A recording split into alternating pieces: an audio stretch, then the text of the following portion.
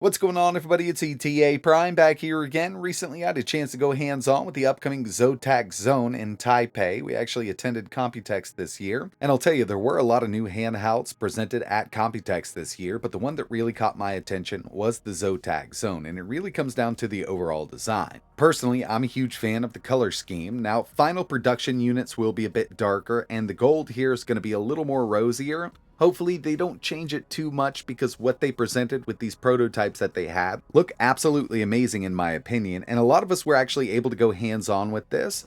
I attended Computex with the Fox, Cyber Dopamine, Baldy Rudy, and Stubbs from Retro Handhelds. I want to give them all a big shout out because it really wouldn't have been an awesome trip without them.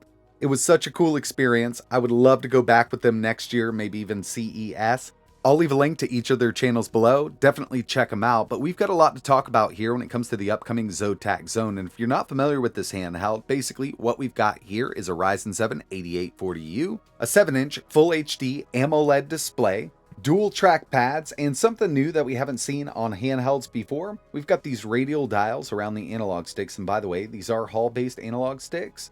With the new radial dials, we will be able to program these from software to do different things inside of our operating system, like adjusting the volume. I'm sure we could set up brightness control or something like that. The D-pad on the Zotac Zone does look a bit funky, and unfortunately I wasn't able to test any fighting games or platformers with it, but the overall feel and what they've done here, I think it's actually going to work out pretty well. We'll definitely have to see by the time we can actually get our hands on some real fighting games and platformers to test with it. I personally really do like the gold accents, and just looking at the unit, it really does kind of remind me of the Sword of Omens from Thundercats. Not exactly sure why, but as soon as I saw it, I thought of that sword. Hair lock triggers around back, so we can actually lock these down, go all the way with them on both sides. Does have a built-in kickstand, 2 rear programmable macro buttons, if you want to call them that.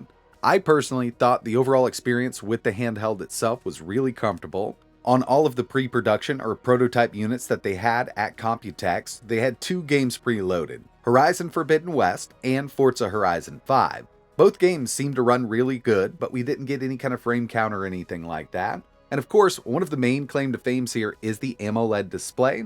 Super vibrant, we're getting some really deep blacks here, pretty bright screen, but we did see a bit of screen tearing, and again, this is a prototype. The reps assured me that this is not the final unit we're going to be seeing, and the way things are right now with the handheld market, I don't think that Zotac would bring this to shelves with screen tearing, so they've definitely got a little ways to go with this unit, and there are some things I'd like to see changed. Now, of course, we do have kind of the final specs that they're stating we're going to be getting once this hits store shelves. Like the AMD Ryzen 7 8840U, we can go anywhere from 15 watts up to 28, and that's with their built-in software. I'm sure we could go higher with third-party. 16 gigabytes of LPDDR5X at 7500 MHz, a 2280 M.2 SSD, and the only thing I've seen so far is 512 gigs, and I guess that's the initial model. This could change down the road. It's got that 7-inch 120Hz AMOLED display with a resolution of 1080p, up to 800 nits of brightness, but there are some downsides here.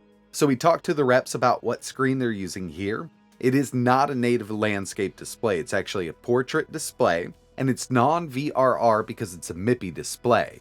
Was really hoping we'd see some VRR support and a native landscape display, so we'll really have to see how they implement everything once we can kind of get our hands on a production unit or something really close. And it's got a 48 watt-hour battery.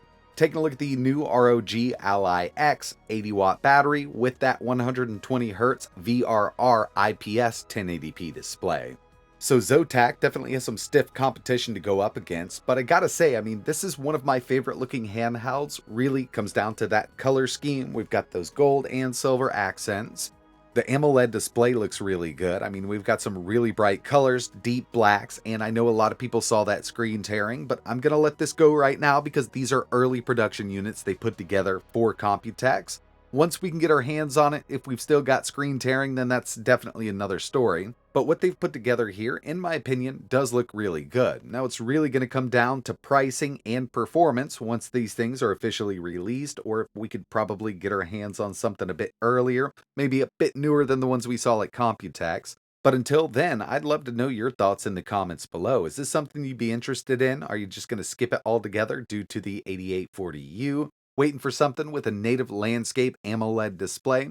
Let us know your thoughts down below. As soon as I can get some more information or hopefully get my hands on one in the upcoming weeks or maybe months, I will be making more videos. I'll also post some stuff up in my community section. But that's it for this one. Like always, thanks for watching.